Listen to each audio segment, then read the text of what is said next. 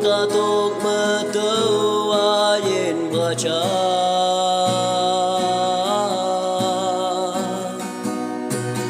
Au berlelak kau berjesing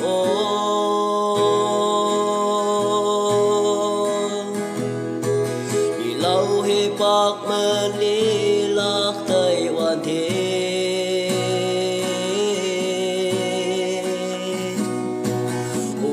sang vừa tôi lên hồ yên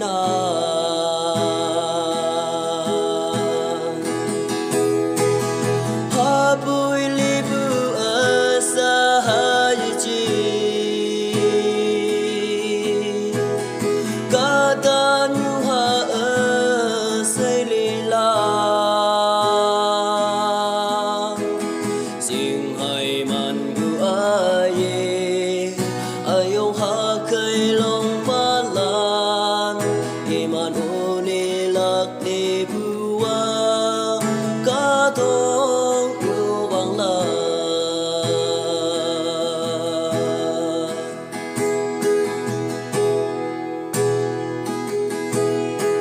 kata ayan au ha mabuki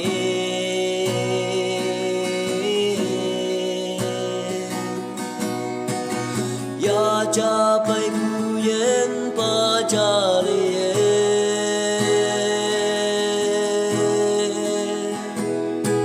ni capu kunyi cali lago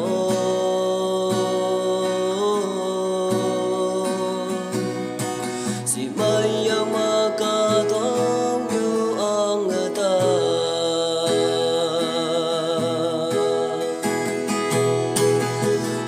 bùi li bu ở xa hai chi